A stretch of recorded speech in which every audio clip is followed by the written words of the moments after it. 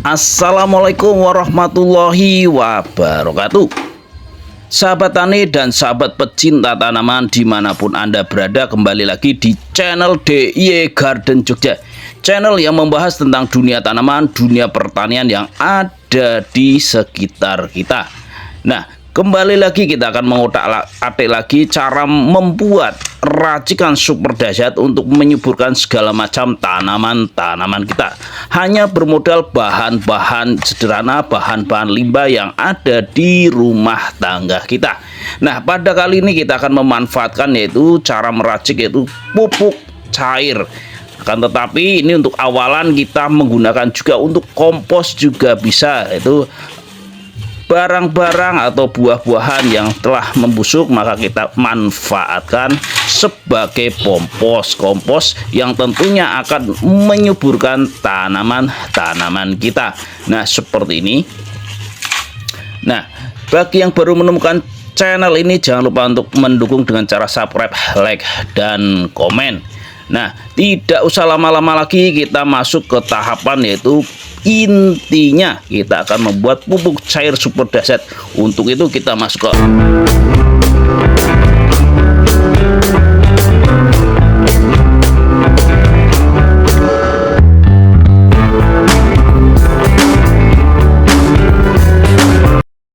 Oke, langsung saja kita siapkan bahan-bahannya.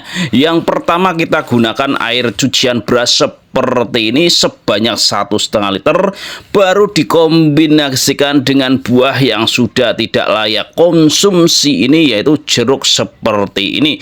Jangan dibuang di tempat sampah barang-barang ini. Gunakanlah sebagai pupuk dan tentunya akan bermanfaat untuk tanaman-tanaman kita, yang mana air cucian beras ini sangat bagus kandungannya untuk segala macam tanaman-tanaman kita, karena nutrisinya yaitu di dalamnya mengandung nitrogen 0,015%, fosfor 16,306%, kalium 0,02%, kalsium 2,94%, magnesium 14,25%, sulfur 0,027%, besi 0,0427%, dan vitamin B 0,043%. Nah, jadi cukup bagus ya air cucian beras tersebut. Lalu kita lanjutkan bahan yang kedua yaitu jeruk seperti ini. Ini adalah jeruk-jeruk yang sudah tidak layak konsumsi. Jadi kita bisa mengambil dari barang-barang yang tidak layak konsumsi seperti ini, lalu kita potong-potong yaitu sebanyak 1 buah semacam ini atau sekepalan tangan kita ya. Jadi gunakanlah 1 buah seperti ini atau lebih, kalau ada lebih bagus. Nah, yang mana yaitu buah jeruk mengandung nitrogen atau N yang dapat menumbuhkan daun, batang, dan pembentukan klorofil. Nah, untuk selanjutnya terdapat juga fosfor atau P yang menguatkan akar, pembungaan, dan pembuahan. Dan selanjutnya ada kalium juga atau K, yaitu berkontribusi pada kualitas buah, rasa, warna, dan ukurannya, yang tentunya ukurannya nanti bisa besar-besar dan warnanya lebih cerah. Dan juga terdapat unsur hara mikro seperti kalsium, magnesium, seng, besi, dan sulfur. Nah, kita kombinasikan dengan bahan yang pertama yang tentunya sangat super duper juga, yaitu air leri ya. Kita masukkan ke dalam lodong tadi atau wadah tadi. Nah, seperti ini. Jadi di sini bukan untuk menggurui, di sini sama-sama belajar dan sama-sama mencoba.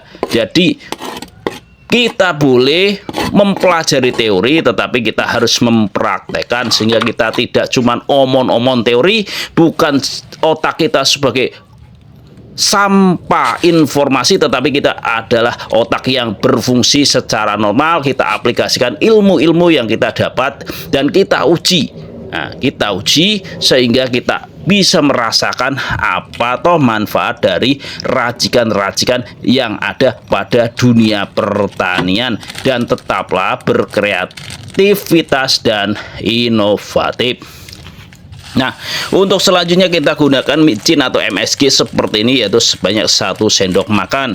Lagi-lagi micin ini cukup bagus untuk menyuburkan tanaman-tanaman kita. Jadi jangan ragu untuk membuat racikan ini dan jangan mendengarkan suara-suara sumbang yang tidak bertanggung jawab, yang intinya menggiring kita untuk selalu mengkonsumsi atau menggunakan pupuk-pupuk kimia terus. Nah, itu ada kan channel-channel sebelah yang kurang sportif, dia selalu mengkritisi dan selalu menjelek-jelekan konten-konten orang lain tanpa sadar bahwa mereka cuma teoritis tanpa mempraktekkan, tidak pernah merasakan mencangkul seperti apa, bagaimana merasakan menanam seperti apa. Maka kita harus menggunakan tenaga kita untuk praktek dan mengamati, ya, meneliti sendiri, sehingga kita menemukan teori, bukan menghafal teori terus, dan tentunya kurang produktif, kurang inovatif. Nah, untuk selanjutnya kita gunakan EM4 seperti ini. Jadi intinya ini kita gunakan satu tutup, ya. Ini juga bagus karena di dalamnya terdapat yaitu kandungan mikroorganisme. Intinya dalam kehidupan kita itu harus mencoba sesuai pengalaman kita. Jangan cuma lihat kita mau ke Gunung Merapi tetapi kita tidak pernah berangkat, kita tidak akan kemana-mana. Ketika jalur A itu katanya ada macannya, jalur B ada singanya, maka kita tidak akan kemana-mana dan tentunya kita tidak ada pengalaman. Sama ketika kita membuat pupuk, jangan ragu untuk mencobanya dan jangan mendengarkan omon-omon yang intinya kita nggak usah buat-buat lagi, nggak usah mencoba kompos, nggak usah mencoba pupuk cair dan sebagainya. Intinya kamu beli aja di pabrik, itu namanya menyesatkan dan kurang efektif untuk petani-petani kita, sehingga kita tidak akan maju dan tentunya akan tertinggal terus karena petani kita cuma penghafal teori dan tentunya latih untuk konsumtif terus. Nah, sehingga kita tidak pernah untung besar, ya. Nah, untuk selanjutnya kita gunakan molase seperti ini atau tetes debu. Nah, ini kita gunakan sebanyak 1 sendok makan seperti ini, yang mana molase bermanfaat memperkaya tanah dengan nutrisi alami, menyediakan kandungan gula untuk tanaman, meningkatkan kehidupan mikroba tanah, melindungi terhadap penyakit, meningkatkan ketahanan terhadap stres lingkungan.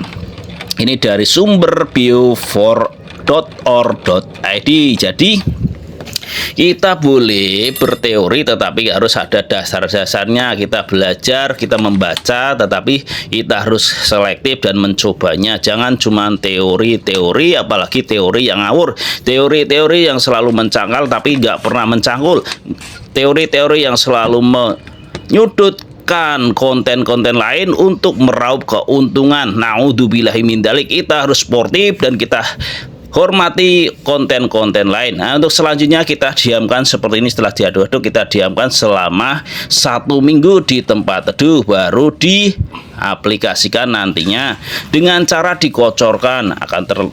Tetapi ketika pengocoran kita campur dengan air dengan perbandingan 1:15. Jangan terlalu berlebihan, nanti bisa mati. Nah, seperti ini kita campur dengan air bersih sehingga kita akan menghasilkan pupuk yang takarannya pas untuk tanaman-tanaman kita, sehingga tanaman kita tetap subur hijau royo-royo. Karena apapun, kalau overdosis pun akan mati, apalagi pupuk kimia. Kalau overdosis gosong, teman-teman, sahabat-sahabat semua, ya. Jadi seperti ini kita masukkan nanti ke dalam ember.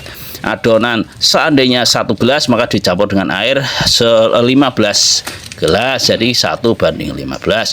Baru dikocorkan ke tanaman kita, yaitu sebanyak 100 cc per tanaman atau 1 gelas seperti ini, dan harus rutin, ya. Jadi kita beri interval yaitu pengocoran 1 minggu sekali secara rutin.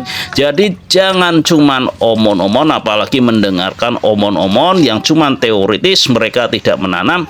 Apa akhirnya kita jadi pusing, mau ngapa-ngapain stres, mau ngapa-ngapain susah, mau ngapa-ngapain takut, akhirnya tidak kemana-mana. Jadi gunakanlah apa-apa yang kita punya untuk hal-hal produktif, terutama dalam hal dunia pertanian. Kita coba, namanya percobaan bisa gagal, bisa berhasil, tetapi kita nanti pasti akan mendapatkan keberhasilan yang tentunya memuaskan, seperti teori Thomas Alva Edison. Beliaunya mencoba percobaan 1000 yang 999 itu gagal, yang satu yang berhasil. Akhirnya kita bisa merasakan lampu yang terang benderang. Nah, seperti itu ya sahabat-sahabat semua. Jadi tetap positive thinking dan jangan menghina orang lain, penemuan orang lain, dan kreativitas orang lain, dan inovasi orang lain, sehingga kita itu benar-benar sportif dan tetap husnudon kepada apapun yang kita lihat, apapun yang kita dengar, apapun yang kita rasakan. Nah, demikianlah sahabat tani dimanapun Anda berada untuk pembahasan kali ini. Semoga video kali ini bermanfaat dan menambah inspirasi, dan tentunya akan membuat sahabat-sahabat lebih inovatif untuk menciptakan hal-hal baru di dunia pertanian. Silakan kalau ada pengalaman di sharing-sharing di kolom komentar. Silakan berbagi dan berpikirlah positif, berpikirlah husnudon, sehingga kita hidupnya lempeng dan enak, enjoy. Jadi sesama tetangga harus saling menghormati. Nah, demikianlah sahabat tani dimanapun Anda berada untuk pembahasan kali ini. Saya akhiri, kurang lebihnya mohon maaf. Wassalamualaikum warahmatullahi wabarakatuh. Salam sukses, tetap semangat.